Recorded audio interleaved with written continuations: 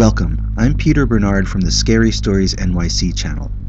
In case this is your first episode, Professor Panic is the name of a gentleman who has been sending me these stories claiming he was once a scientist working in a secret industry creating impossible technology, or a tech they tell you is impossible anyway.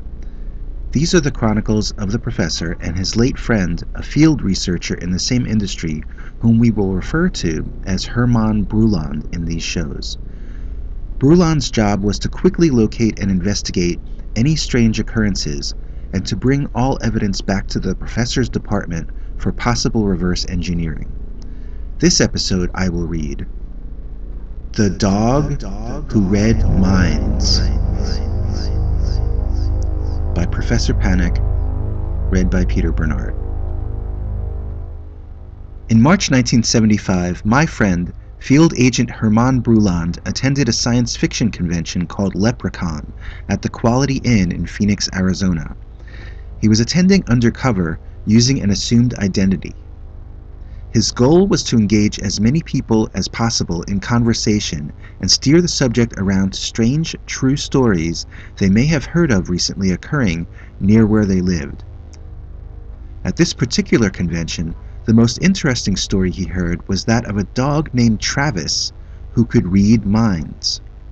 One very excited young man of 18 years told Bruland about the animal and was even able to supply the name and address of the dog's owner. For the sake of this story, let's call him Mr. Periwinkle, but that was not his real name. According to the legend spun by the teen, this dog would follow his master's commands without him even having to speak them. Not only that, but he understood exactly what everyone else around him was thinking as well. Supposedly, one time, he met a would-be burglar on the sidewalk down the block from the house and growled at him until he left the neighborhood, only to get caught by the authorities for robbing a house a dozen blocks away. Another time, Travis is said to have stopped a toddler from drowning before the child got within 20 feet of the in-ground swimming pool, and before any of the humans had even noticed he was heading in that direction. Then there was the time that Travis was said to have brought a police officer to the roof of a building, just in time to prevent a confused young man from taking a suicidal leap. According to local legend, that dog knew what you were thinking before you even thought it.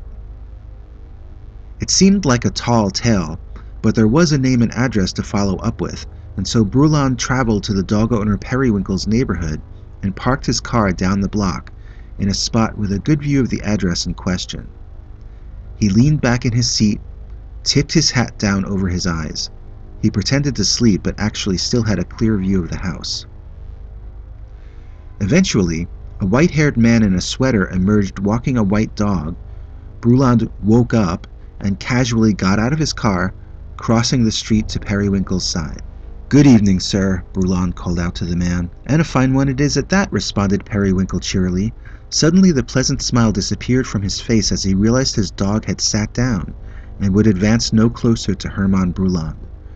Confused, he looked quizzically at Bruland. "Your dog seems to be reading my mind, sir," explained Bruland. "I asked him to sit, and he did." This seemed to relieve Periwinkle, who said, "Oh, he's doing his trick again, is he? Well, I, unlike my dog, still require a formal introduction in order to meet someone. James Periwinkle," he said, holding his hand out in a friendly manner. Bruland merely regarded the hand, then returned to talking. "I've come to speak to you today, Mr. Periwinkle, about your dog. I'm afraid it may be a matter of national security." To this Periwinkle laughed a scoffing laugh, and the dog began to growl softly. Bruland's job was to be heartless in his pursuit of knowledge for our company, yet he was not actually a heartless man. He told me that he could not tell how this dog acquired his extraordinary ability, but he could tell that it had not come about through the means of technology. Either the dog was a mutant, or the dog was not a dog, but either way its talent was as natural to it as breathing. I asked him where the dog was. Had he brought it back? I was excited to begin experimenting on it to see if its abilities could be reverse engineered and replicated. Herman told me that was exactly why he had not brought the dog back.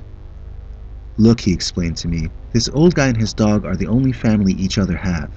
If I were to do my job by the book, I would have had to separate a family. then have you essentially torture the dog to death just to learn what I already could tell, that this was a natural ability that you would not be able to reverse engineer. And meantime, the old man would lose his best friend. I was shocked and horrified at the idea of Herman going against company procedure. We were all very loyal to the company in those days. Herman most of all. I told him my feelings and he assured me that he never violated any of the company's protocols. I asked him to explain. He told me all he did was visualize in his mind the experiments and tortures that I would put the dog through if he were captured by Bruland, and simultaneously he thought about what a tight schedule he was on and how he would not be able to get back to Arizona for at least a year. So, I asked, what happened? Well, he said, the dog ran off, proving that it really could understand everything I was thinking. Periwinkle began panicking, and as he started to run after the animal, I grabbed him and assured him that the dog would return to him as soon as I had left town. That was kind of you, Herman, I told him. Nonsense, he countered. I'll merely have to pursue the dog again at a later date. Any other course of action would violate company policy.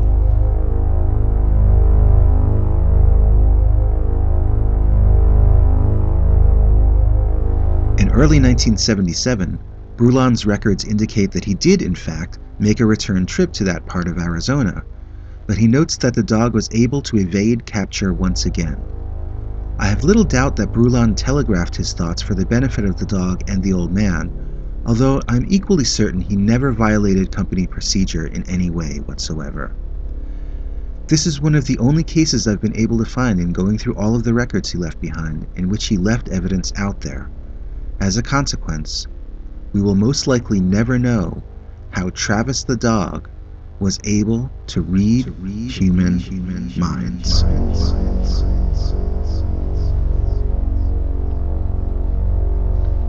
If you like that episode, please like and leave a comment, subscribe, any of that sort of nice stuff. And don't forget to check out the Scary Stories channel. We have new Bigfoot stories up over there. See you next episode, and until then, remember, the impossible is very, very possible.